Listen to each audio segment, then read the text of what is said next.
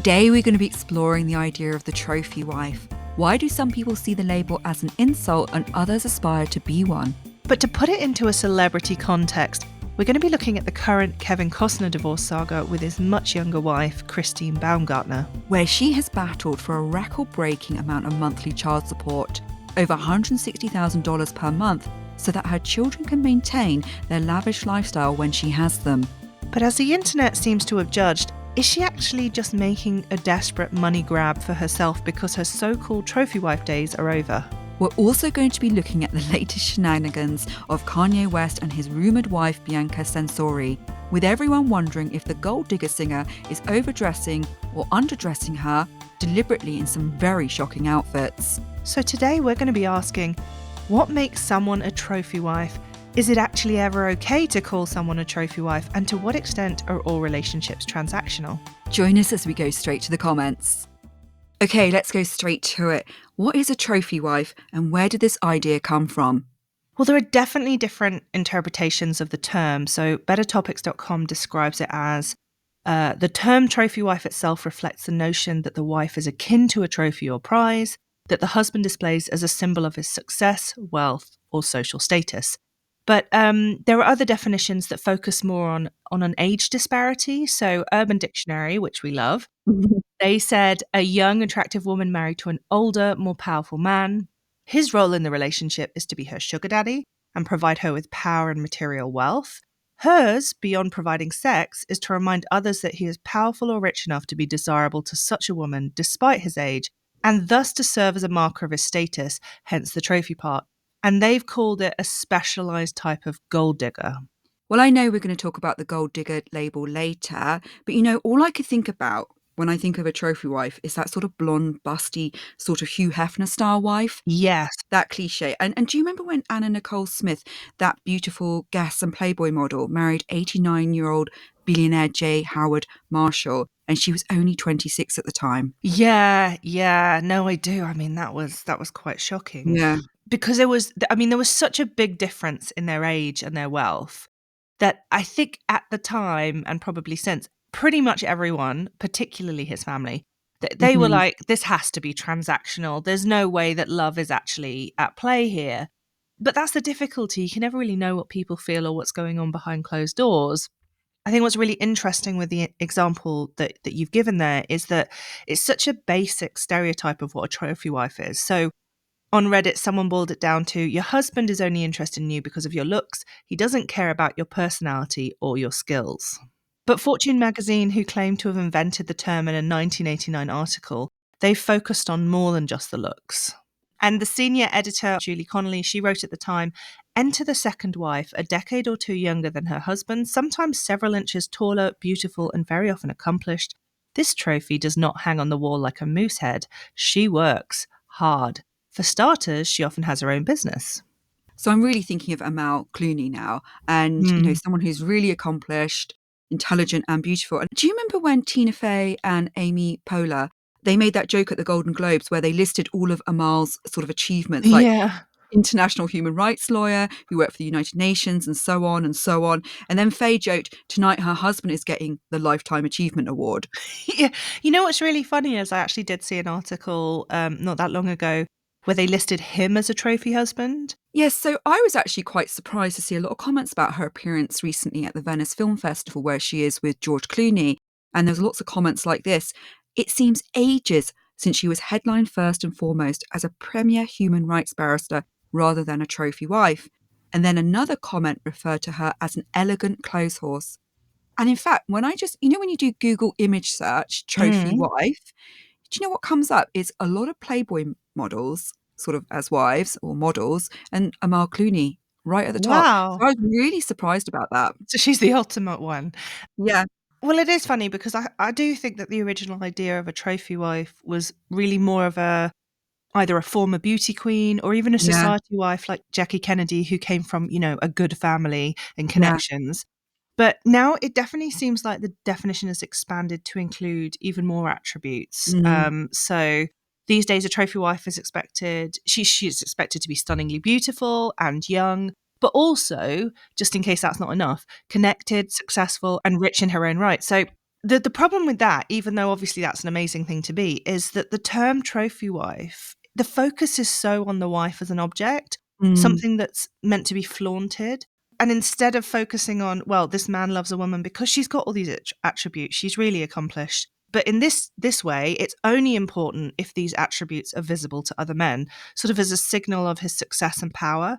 But, this idea of the second wife as a trophy does persist. And Connolly states they attract husbands who generally see second wives to be a kind of reward, but who want more than a pretty face.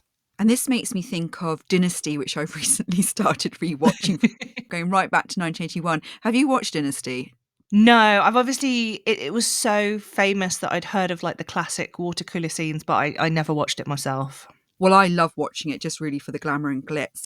Now that I'm doing a rewatch as an adult, which is always a bit strange when you go back to something you loved as a child, and I probably watched it when I was about 7 or 8, and I was a bit too young to remember the scenes with Crystal Carrington, who's the sort of main female lead in the show, and she's married to the oil tycoon Blake Carrington. So Crystal is his second wife who he gets married to, and I didn't realize that she was actually his former secretary. And Wow. and they make it very clear that Crystal is a good-hearted person who actually genuinely loves Blake.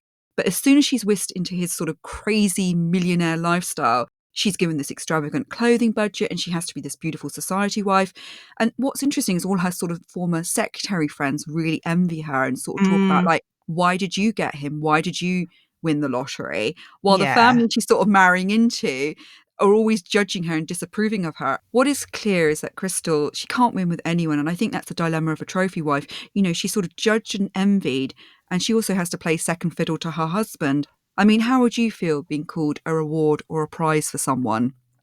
Yeah, I mean, I wouldn't like it. It's because you're essentially an object then. I do think, if I'm going to be 100% honest, there are parts of myself that would like that would feel flattered. Yeah. Probably some more insecure parts of me. And also, there is something quite appealing about not, you can just give up all your responsibilities and be taken care of, that princess fantasy. But overall, it's really not something that for me is worth that trade. But there are actually quite a lot of women who aspire to this and even happily refer to themselves as this. Yeah, and I found that really surprising because when I started looking on TikTok, when I looked up trophy wife, I mean, it was really like millions of searches for trophy wife goals. So I was thinking, well, why is this trophy wife trend happening? And I think that part of it is like, it's a bit of an extension of the OnlyFans joke, which I know we've mentioned before in previous episodes, which is like, is it too late to set up an OnlyFans account or do I have to actually work? You know? And I think that behind the humor, there is a lot to do with how can I achieve the best lifestyle with the least amount of effort, which the trophy wife, I think, is now seen as like, maybe that is an escape route. Totally, I think, and also when you're going through a tough times, it's nice to fantasize about a much easier version of life. What we're going to do now is go straight to the story that has been all over the news, which is the breakup of Kevin Costner and his second wife. And some people have actually referred to her as a trophy wife. So everyone knows who Kevin Costner is, That would be Whitney Houston's bodyguard. and Robin Hood, and a lot more. And of course, I've been boring you because I love Yellowstone, which has been his Yeah. huge comeback. But recently, the 69-year-old actor has been in the news since his second wife, Christine Baumgartner, filed for divorce in May after 18 years of marriage and 3 kids. Yeah, I mean, the headlines have really been everywhere. And what has been coming up a lot is that it's really becoming contentious now in terms of arguing about prenups and child support. Yeah, I mean, they were just in court the other day and she was detailing the what could be described as outrageous spending that she got used to. Like they were shipping in snow for Christmas.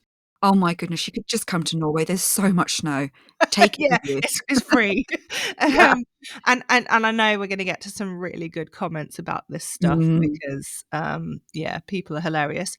But does that make her a trophy wife? I mean, let's start. Is there an age gap? There's a 19-year age gap, and actually, in one of her court filings, Christine shared that she met Kevin on a golf course when she was only 18, and it's been Ooh. reported that the actor, who at the time was married to his first wife, Cindy Silver, was on the golf course rehearsing for his sports comedy Tin Cup in the early 1990s, although they didn't start dating till some 6 years later.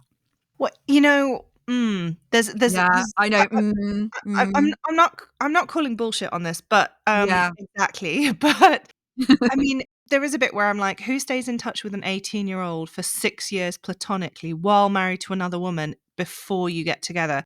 I Yeah. suppose you could do the thing where you met someone and then you lost touch and then you bumped in again, but it does raise some sort of interesting questions for me, is all I'm going to say. Exactly, Sarah. I mean, they supposedly bumped into each other in a restaurant and reconnected 6 years later, which was very convenient. So they then signed a prenup when they were married. But after the breakup, she refused to leave the compound, which I love that word compound, by the way. I always think of a military compound. Yeah, yeah. It's actually a beach compound with multiple properties and houses and all Mm. sorts. But this compound keeps coming up that Kevin Costner owns. And she initially asked for, wait for it, $248,000 a month to keep the kids, which just to say they're having 50-50 custody, to Yeah. keep the kids living at the lifestyle which they've grown accustomed, claiming the actor makes $19 million a year and has an estimated worth of $400 million. Ooh, I mean, that's a lot of money. Yeah. I actually don't know how I would spend that much money in a month.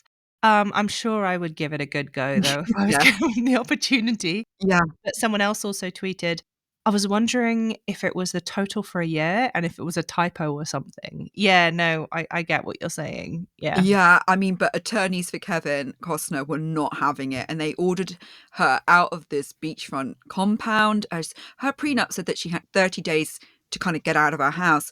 They also accused the handbag designer, which is what the men online always love to put their job title skeptically in front, Yeah. don't they? Of trying to squeeze Kevin for an astronomical amount of child support to cover her own expenses, not those of her kids, including, wait for it, plastic surgery expenses of, this can't be right, I almost feel like we've written this wrong, $188,500 per month. I, I I mean, I'm very rarely speechless, but this is as close as it gets. I know. I mean, is she having a facelift every month? I don't how? I mean, I literally don't know how. I Um, don't know. like you said, they've called her a handbag designer. So does she have her own business? Is that what we're saying? Yeah, that's the thing though. People keep making a joke about her career. And apparently Costner says that he funded Christine's two failed businesses both before and during the marriage. She previously told the Denver Post, when I came up with some samples, I showed them to Kevin and he said they were beautiful and amazing. He told me that I should take it to the next step and he'd help me. Well, I definitely think that's where the trophy label comes in. So, in response to this story, someone tweeted, child support aside, when old guy Kevin Costner started dating a 24-year-old trophy in 1998, did he think she wouldn't get massive plastic surgery to remain young looking, given that her youth and beauty were probably why he married her in the first place? But other people have called her out as greedy. And, on the men online, honey, if you wanted to keep the lifestyle for your kids and selfishly for yourself, should have just stayed married. She wants everything the same, but not to be with him. Mm. Another, greed in its purest form. Yeah, so a lot of people are calling her out, and I think that that has only intensified since some very specific details about their opulent married lifestyle has been revealed because of the court case. Mm. So, for example, they outlined that they had Christmas parties that saw them truck in 40 tons of snow to an entirely separate 10-acre plot that they also own close to their main California home, and that's just for the event. So I think they have this separate plot that's just for parties. They would also hire all the animals that appear in the stable in Bethlehem so that the children could ride them, as well as a forest of fir trees, and they would actually build toboggan runs. Mm-hmm. And mostly what's been picked up a lot is that she's been complaining that her new 40,000 a month rental property in Montecito doesn't even begin to compare with the one that she left behind. One of the main things was because it doesn't have beachfront access, or as she says, 50 steps from toes in the water, and it doesn't have enough of a scenic view. I mean, that's absolutely jaw-dropping, isn't it, really? And to think that Montecito, isn't that where Prince Harry and Meghan Markle live? So, I mean, it's good enough for royalty, but not quite, apparently. Yeah. I've actually been a bit addicted to reading the reactions to all these sort of revelations. I really do feel like Christine has sort of triggered the whole internet, and some of them are, I mean, brilliant. I mean, on Twitter, wow, it sounds like they're over the top in spoiling those children. Yes, he has a lot of money, but you can't roast marshmallows at your own home. You need music piped through a lit up ski trail. Get a grip.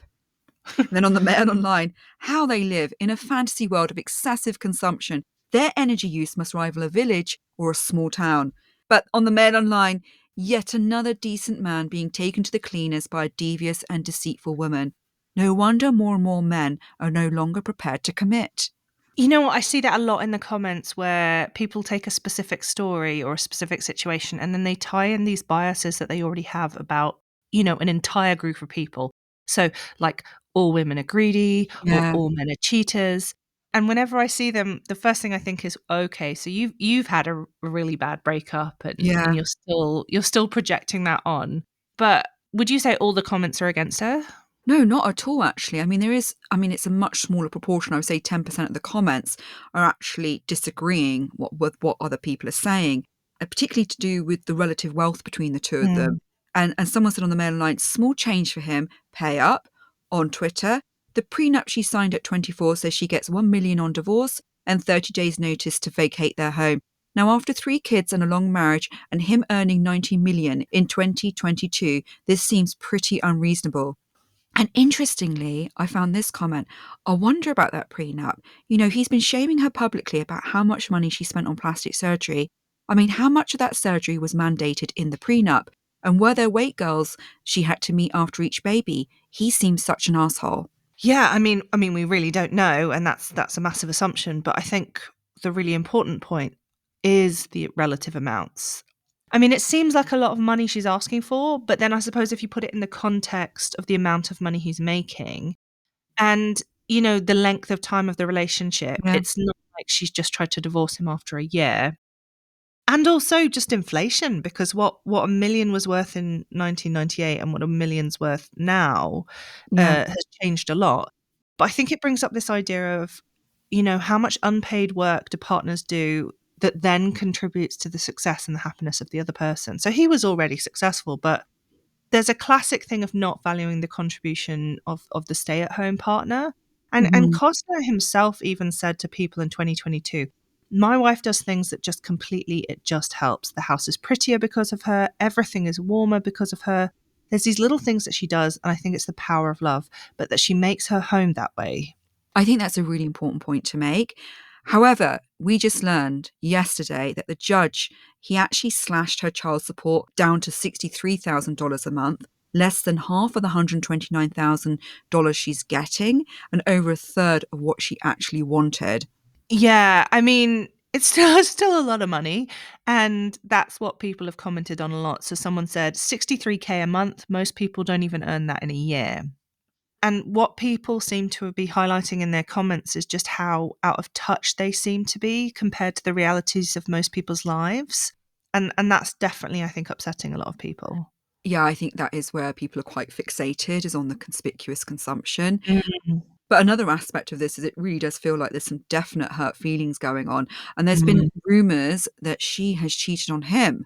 Yeah, I saw that. So the Sun reported that Daniel Starr, who's a real estate developer, and Christine had developed a very close relationship, quotation marks, when he was a tenant actually at one of Costner's guest houses nearby to the Santa Barbara, California compound. Although Daniel has vehemently denied these accusations to TMZ. I mean, is that his real name, Daniel Starr? And he works in Los Angeles doing real estate. I know, I it's so mean, convenient. this guy, this guy.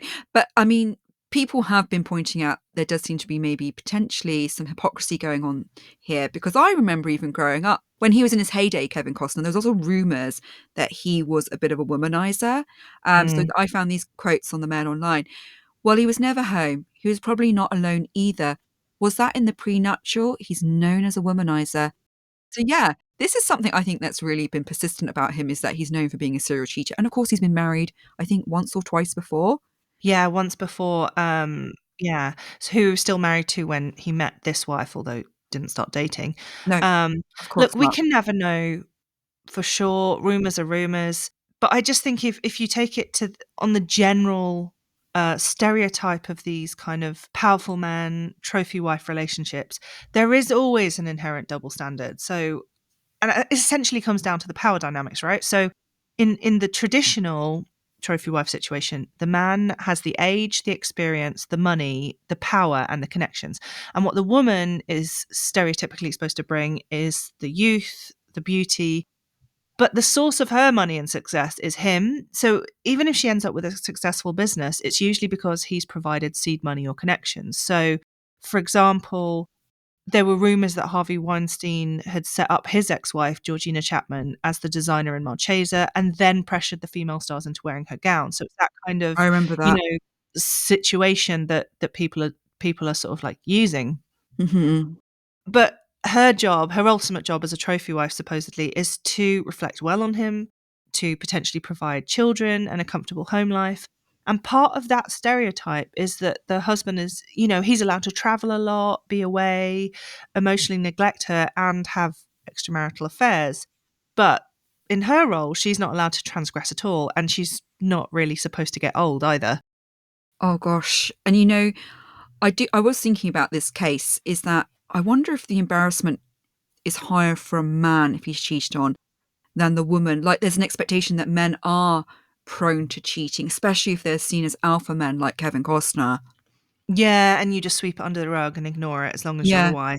But I mean, so the term cuckold is gender specific. It's often considered the greatest insult that can be thrown at a man. So on Quora, someone asked, if cheating is in a man's nature, should a woman let him cheat?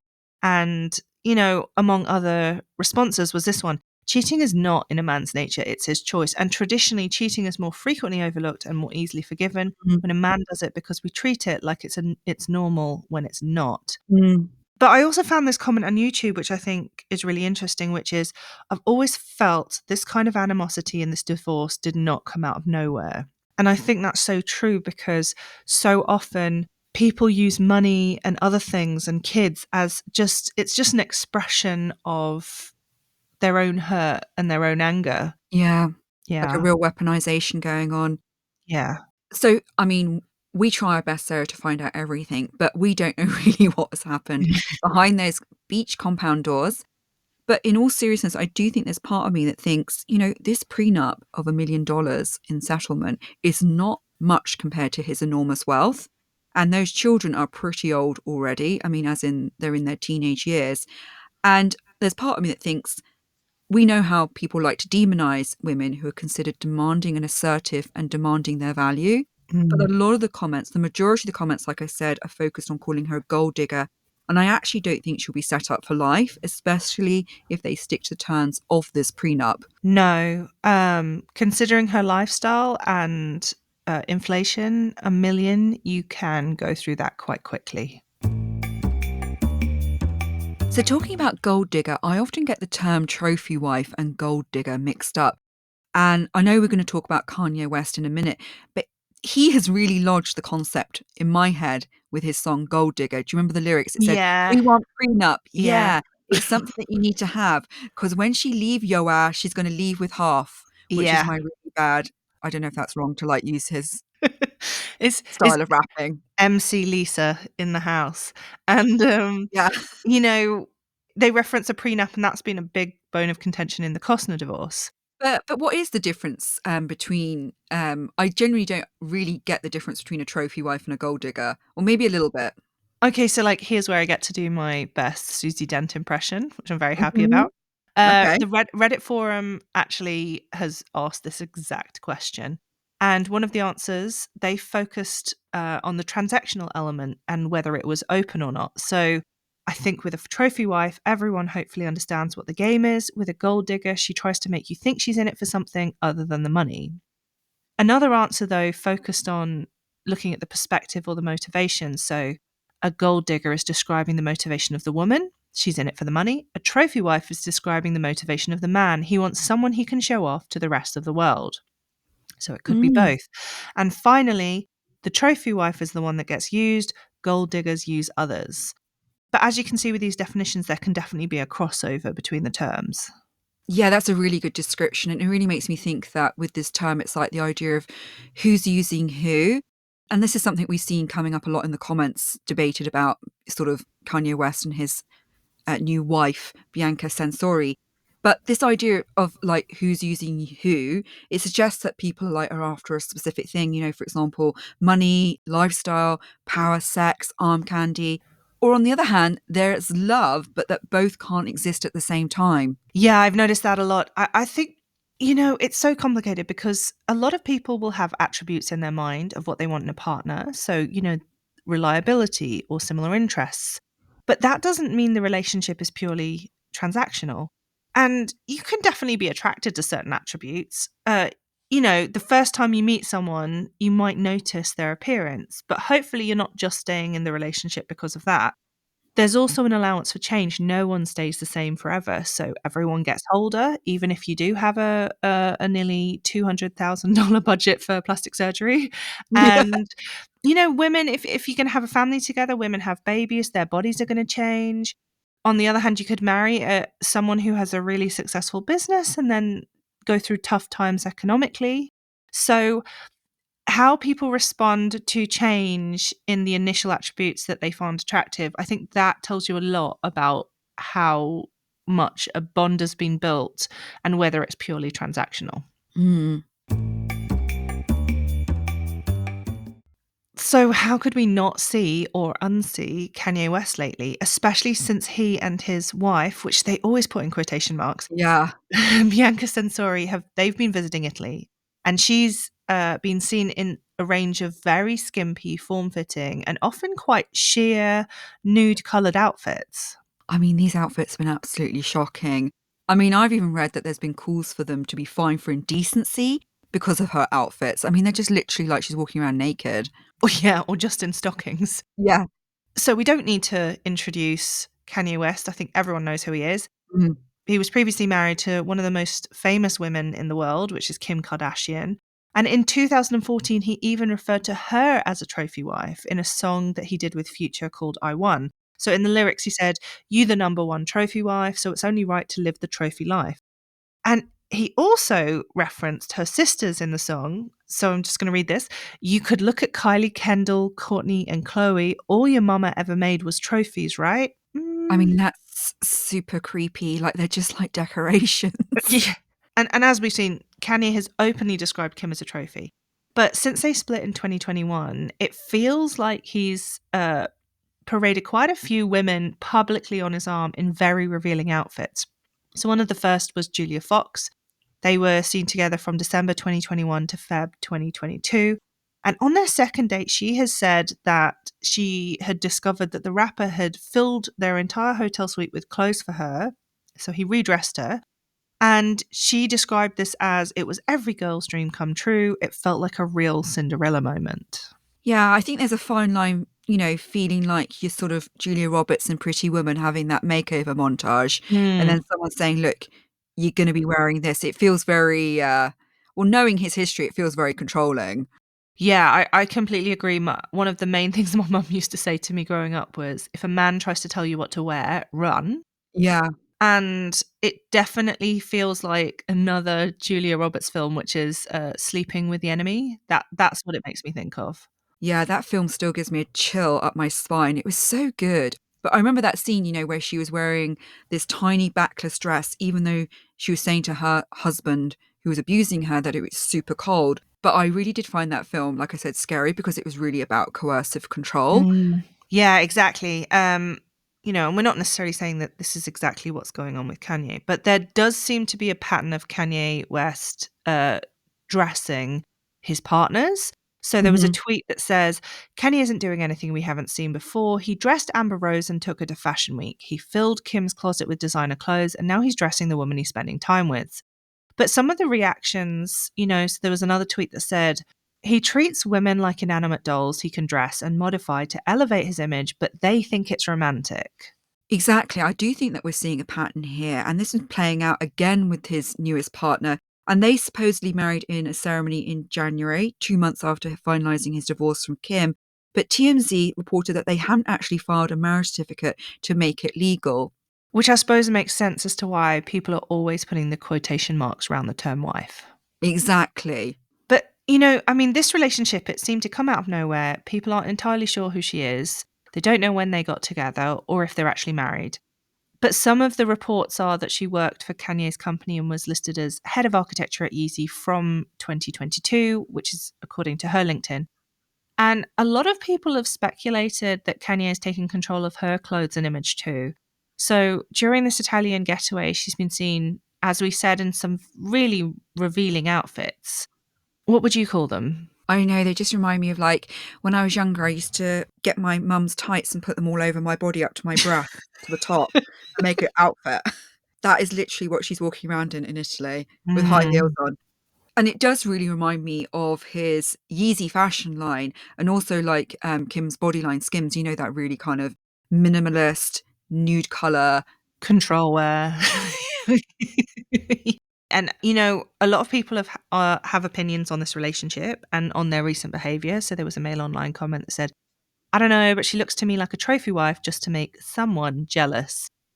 But it's actually escalated quite a lot recently. They were seen on a boat ride amongst tourists. They were huddled in a corner of the boat and he was sitting, but from behind you could see that he was wearing a jacket, but you could see his naked butt under the jacket. And then Hmm. she was hidden from view with her kneeling down in front of him with her head in his lap. So Yeah. a lot of people kind of assumed that maybe she was performing a sex act on him in public. And, there was one commenter that said, how are these two not arrested for lewd behavior? I mean, I was thinking the same thing. Like I said, that, often when she's got photos taken of her, you can see that she's in clear shot of children and she's practically nude. In Italy, any acts that are contrary to public decency, including indecent dress, can carry a fine of up to $10,000. And there was this comment: it's completely disrespectful to a conservative Catholic culture. The Italians should have kicked them out. Yeah, and that was echoed a lot, but there were actually some people who were defending her revealing outfits. So there was one comment that said, "Oh please, I've seen women sunbathing topless and wearing string bikinis, leaving nothing to the imagination. Where's the outrage then?" And another comment that said, "It's all for PR. Shock tactics equal attention economy. You can see them smiling when they think the camera is off them. She's in on it too, but they've gone a bit too far."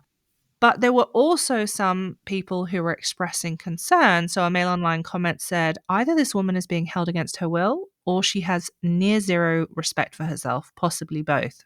And what's Hmm. interesting is it does bring up this debate of who's using who and who's in control, who has the power. So he's obviously in a very privileged position, but there have also been reports that she's got a partial power of attorney over some of his finances and business. Other reports have said that, she's using him to raise her profile. And even more, some people are saying that she's actively managing his musical comeback because he's supposed to drop a new album soon. So it's very hard to know in this situation how much she's fully involved in it, how much she's encouraging it, or whether she's actually just being pushed into it. Yeah, she's definitely got a very confusing role, especially if she's like saying she's the head of Yeezy architecture. And then I've even heard rumors that she's like his, paid handler, which is, I don't know. Yeah, it's so hard to know in this case. I mean, so we've been talking about the idea of trophy wives in this episode, but is it actually okay to call someone a trophy wife? I mean, is it an insult? What do you think, Lisa? Would you ever call someone a trophy wife? Oh, what? I thought you were my trophy wife. Of course. I mean, you are so lucky. Yeah. No, I mean, I don't know, like it's weird, isn't it? Because I actually think it's an insult because I think in a way it's like sort of saying that you're a possession to sort of show off as a status symbol. Hmm. I mean, what do you think? Yeah, I agree. I think it's actually meant to be an insult, or at least it's used in that way these days. So on Reddit, someone asked the question, is the term trophy wife an insult? If so, is it a serious insult? And is it an insult to both the man and the woman or just the woman? And there were a range of answers. One was yes ish. It's insulting if that wife has no desire to be a trophy wife, but some women, that was their plan from the start, which is fine. Two consenting adults can do as they please. Another, when I think of trophies, I think of the little shiny awards you leave on your shelf, occasionally glance over at as a reminder of your achievement, and maybe dust every once in a while to keep clean. None of which I would consider complimentary for a human being. And Hmm. finally, I mean, kind of both, because it implies that their relationship is kind of shallow and transactional. But that kind of makes me think, I mean, in some respects, Are there any relationships that aren't transactional to some extent? And, if not, what makes a relationship transactional?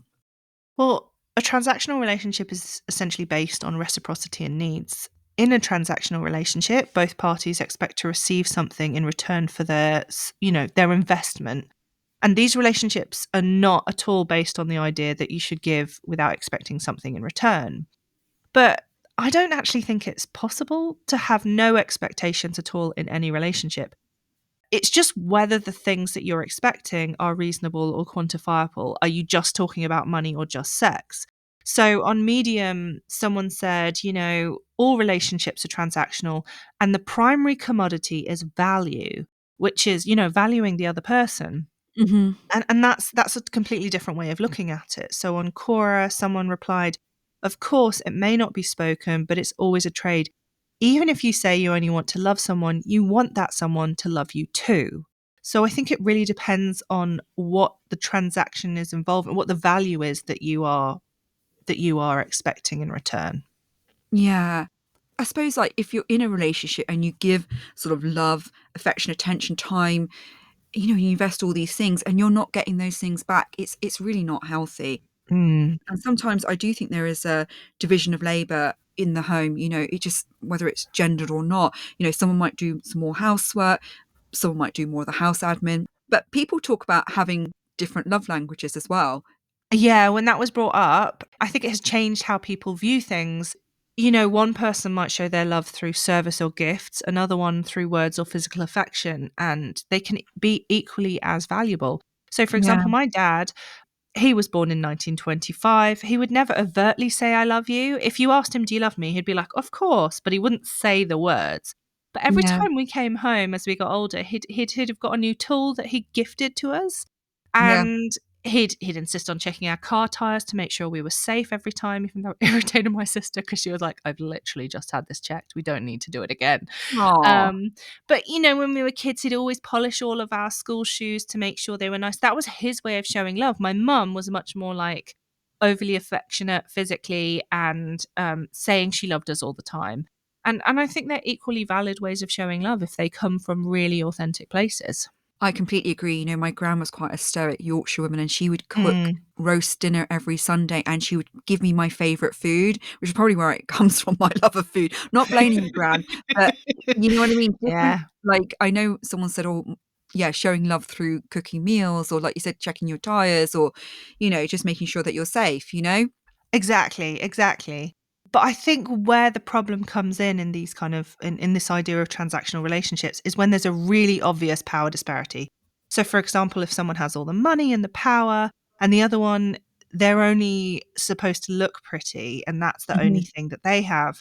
If you get to a point in a relationship where you're not happy anymore or you don't like how you're being treated, it's really hard to renegotiate boundaries or even leave, especially if you've got kids and you haven't worked for decades, if the other person sort of holds all the cards. Yeah, It's not impossible, but it makes it much harder. Then conversely, because it's not always in that direction, if one person is using sex to control and the other is really enthralled by that and, overly besotted, and they're really afraid of losing that, then they're also the disenfranchised one in that dynamic. So I think it really depends on the situation and the power dynamics. and I always think that if you're going into the trophy wife life with your eyes open, you really are making a bit of a deal with the devil, and you've got to be prepared for the consequences. You always have that threat of being traded up, right? So, Sarah, what are your final thoughts? Well, I just think people love having terms that they can throw around, like trophy wife. And the idea of a trophy wife, it's not a new thing. I even read an article in Times where they said Helen of Troy was the original trophy wife. So we're going back quite far, Mhm. far away there. Yeah, If you really go back to the original concept of marriage, historically, I mean, it's always been transactional, it's always been about ownership. The idea of actually marrying for love, it's a really new one in the scheme of things. yeah, Previously, women had been defined legally even as actual property or chattels, and even as recently as the 70s in some places, I don't know if you know about this, but There was this thing called the marriage bar where women were barred from working and earning their own money once they got married. That's incredible. Yeah, they were entirely dependent then on their husband. But just relationships are complicated. You can be attracted to someone's success or their appearance or their lifestyle and also be attracted to them as a person and love them. It doesn't Mhm. have to be either or. Each person has to decide in their relationships what they're willing to do with or without, what are their deal breakers. But I do think, these terms, trophy wife, gold digger, they're really reductionist and they don't describe the complexities of relationships. That said, there are relationships that do appear to be almost entirely transactional. Mm. And, for me, there's something quite sad about that and something quite dehumanizing. I absolutely do not judge other people's choices, but it's not something that I would choose personally. I don't think I could be happy in that dynamic to be made into an object. And it would just feel, like you said, too dangerous, Mhm. too unsafe. But everyone needs to work out what's right for them. And hopefully they're doing that from a place of choice where everyone involved knows what they're getting into and what the deal is. Yeah, exactly. Wow. We actually covered a lot today. There was a lot of people we were going to talk about: Rupert Murdoch, Salma Hayek, Phil a whole Collins. list of people. Yeah. But we thought this topic could just go on and on. Thank you for joining us today. But we got some exciting news. We are going to be trying out and experimenting, aren't we, Sarah, with a Yeah. new alternate week episodes called mini episodes, or as we're going to be calling them, our minis. And the idea is that they're kind of more of an informal review of some comments, not so heavily researched, more chit chatty. And yeah, we're going to be dropping our first mini next Thursday or after this episode goes out, and seeing how you like it. So let us know. And we will be asking questions. We want this to be interactive. So please send us questions or comments that you find interesting. And we'll be putting that all over on our Instagram, which is at Straight to the Comments Podcast or S2TC Podcast. It's in the show notes. Sarah, is there anything you'd like to add? Just we hope you enjoy them, and it's just a little bite-sized piece to keep you going in between our main classic episodes. So stay tuned for more info. Yeah. We will see you next time. See you soon. Thank you to our lovely producer, Emily. If you enjoyed today's episode, please don't forget to leave a review and subscribe. It really does help us in reaching more people. You can also follow us on Instagram. Our handle is at S2TC Podcast. You can find out more about the show, get behind the scenes, come and say hello. Until then, see you next time. This podcast has been produced by Emily Crosby Media.